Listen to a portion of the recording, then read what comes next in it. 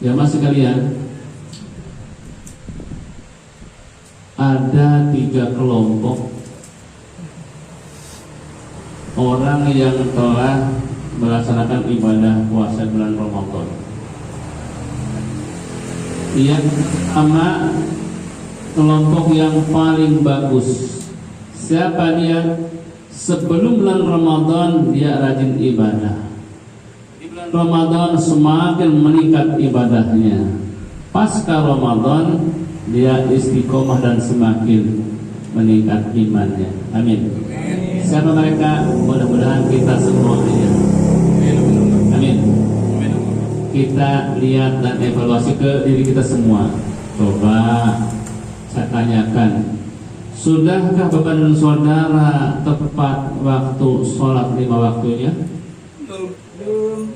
Ya, yang jawab sendiri masing-masing. Tinggalan mulu. Kemudian sudahkah sholat berjamaah di masjid? Insyaallah. Pertanyaannya 3. Sering, kadang-kadang, jarang. Kadang-kadang. Ini ngaji nih ya. Tuh.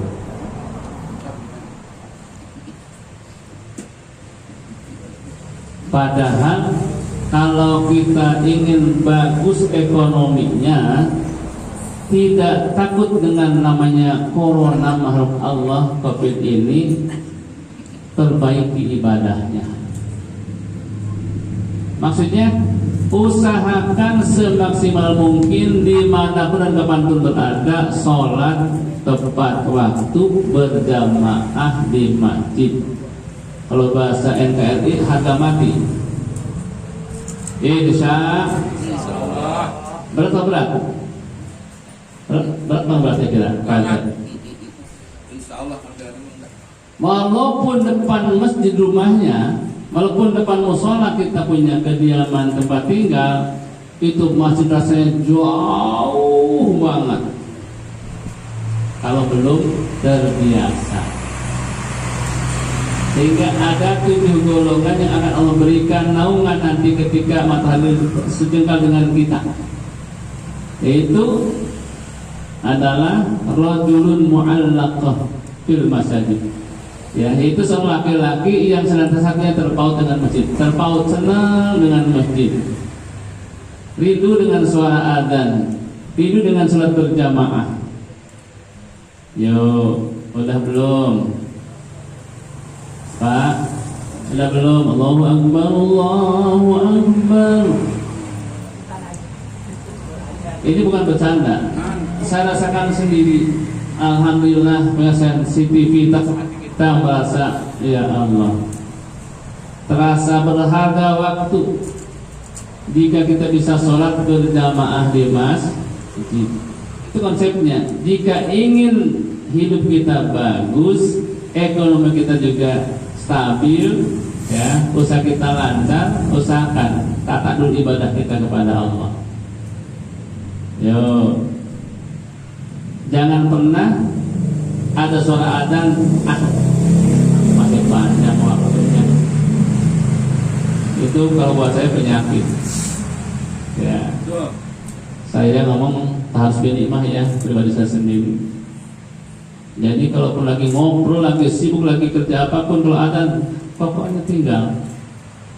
Ini pendidikan 40 hari di Mekah dulu. Ya, ketika melakukan ibadah haji, lihat di sana aktivitas apapun yang begitu besar dagangannya tinggal. Jadi nggak beda Allah Subhanahu Wa Taala. Sehingga ada corona, bukan kita kurang percaya dengan corona, tidak usah takut dan khawatir. Ya.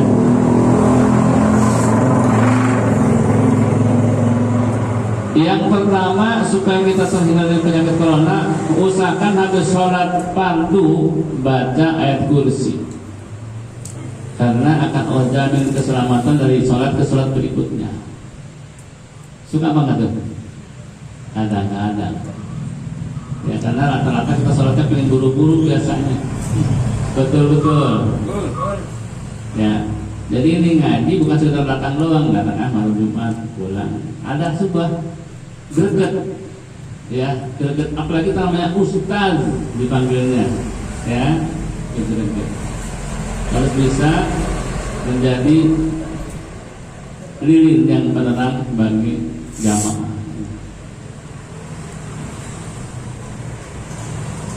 Coba kita koreksi,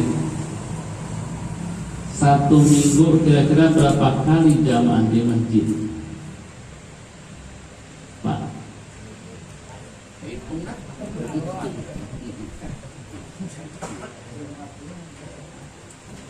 Ya, padahal masih dekat ya. Jauh kelihatannya, belakangnya. Ya Allah, rugi banget Pak, rugi. Dengan adanya teman kita yang meninggal tanpa sakit, katanya kena kopi, itu sebuah pukulan buat kita.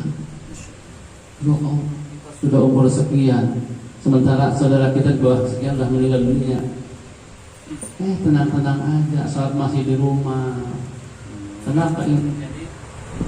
Seorang yang solehah barangkali, ya kalau bahasa saya, seorang laki-laki yang sholatnya di rumah, ya, bukan soleh, solehah.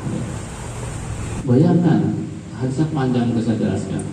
Siapa orang yang meninggalkan sholat berjamaah asar sama dengan kehilangan bini dan harta bendanya.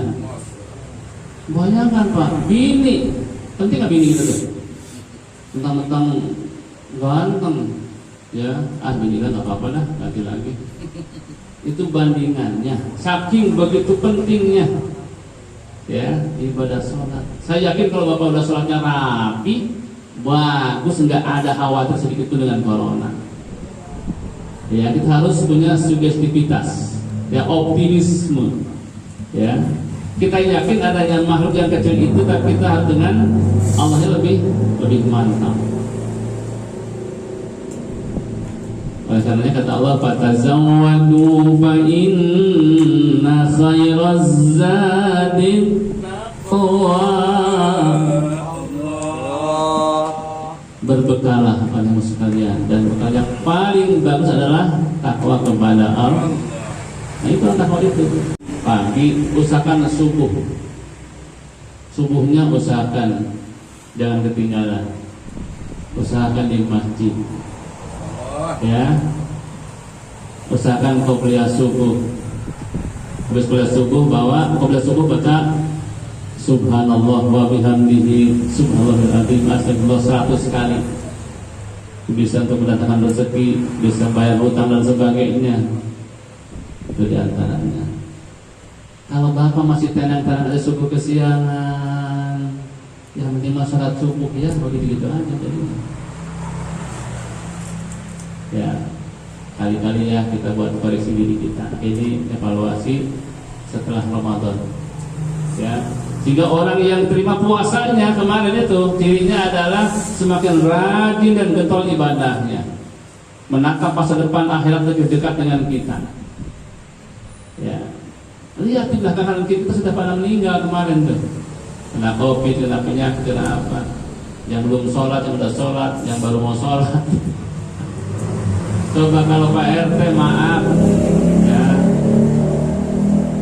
Israel misalnya ngasih tahu dalam mimpi, Pak RT, ya, Anda seminggu lagi mau berjumpa dengan saya. Ngapain? Ikut aja dah. Saya yakin Pak RT sholatnya rajin banget. Ya, subuh berjamaah ke masjid, zuhur, asar, maghrib, isya, masjid terus. Mumpung ada umur. Oleh karenanya, kalau ingin subuh tidak ketinggalan dan tidak kesiangan, usahakan mau tidur kita berwudu. Mau tidur jam 1 kayak jam 2 kayak berwudu, pasti subuh nggak kesiangan. Amin. Tidur sambil lihat sinetron Ikatan Cinta, sinetron mama itu biasanya, ya, Mas Al dengan Andi. Tidur lama banget, ya. Tahajud kelewat, ya, subuh kesiangan, Ya Allah. Jadi kita harus berikan. Hari ini kita sehat, hari ini kita bisa ibadah. Ya, kalau besok nggak bisa, ya, teman kita masih sedikit sekali. Ya, yuk kita niatkan. Ya, kita harus betul-betul semangat untuk ibadah itu. Ya, i'mali dunyaka ka'annaka ta'ishu abada wa mali akhiratika ka'annaka tamutu ghada. Kan begitu. Untuk akhirat itu pun semangat. Soalnya kita akan hidup selamanya. Akhirat, soalnya kita akan mati besok pagi. Ini ngajarin pengalaman saya pribadi.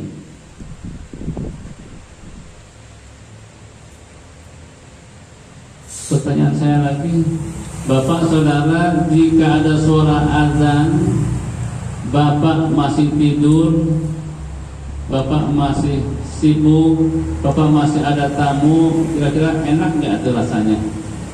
Ada yang manggil, Allahu Akbar di masjid, ya, enak nggak? Terus kalau kita enak tapi jalan, itu udah hebat imannya. Tapi kalau nggak enak sama tamu, nggak enak sama saudara, akhirnya sholat kita di rumah, nah itu nama imannya masih apa tuh? Perlu dicas lagi.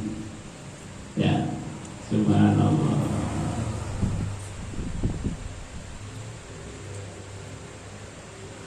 Yang pertama tuh, orang yang paling beruntung, orang yang terima ibadah puasanya adalah setelah puasa ya ada peningkatan. Semuanya baca Qur'annya rajin, sholatnya rajin, kerjanya rajin, bohongnya jangan. Kemarin hari ini di bulan Ramadan jangan ngomong yang kotor, jangan berbohong, ya, jangan riba.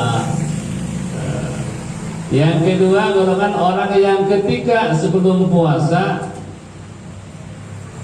lumayan rajin, ya. Setelah bulan puasa rajin. Habis puasa kira-kira rajin nggak? Biasa aja. Jadi kuliah di bulan puasanya nggak berhasil tuh pendidikannya, ya. Serapotnya kontennya berapa kira-kira tuh? Yang paling celaka orang yang sebelum puasa biasa aja, bulan puasa cuek aja, habis puasa ya kendor aja. Itu yang paling rugi. Ya, ya. Oke, pilih mana Pak? Pilih yang mana? 1, 2, 3. Kira-kira? Pilih yang nomor 1 pasti. Sehingga 1 tahun ini ada sebuah diklat, kata bahasa Pak RT itu, ya, ada pendidikan dan latihan, yaitu 1 bulan di bulan Ramadan itu diklat buat kita, ya, ucapan harus tertata, harus yang bagus, ya, kelakuan pun sama, perut pun kosong, malamnya ibadah, pahalanya berlipat ganda, begitu, ya. Kemudian gimana caranya supaya meningkatkan kayak orang-orang yang rajin ke masjid, bergaulah dengan orang-orang yang rajin ke masjid. Pak Zainal yang masjid tempel tuh. Satu sedang ke masjid deketin tuh. Ya, jadi selalu terpantau. Ya. Pertama, Masya Allah. Terakhir Mas saya hormati, barangkali peringatan buat kita semuanya bahwa nanti di hadapan Allah akan tanyakan masalah sholatnya. Jika sholatnya bagus, berkualitas, ya,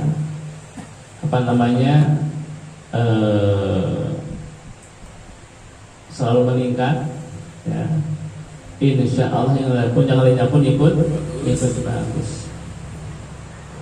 Baik, kita ada barangkali kesimpulannya, mari ya, bulan Syawal Dzulqa'dah ini menjelang Dzulhijjah, bulan haji besok, Ya, kita siapkan. Bagi yang punya rezeki, monggo silahkan yang beli kambing, yang patungan sapi untuk kendaraan kita di akhirat.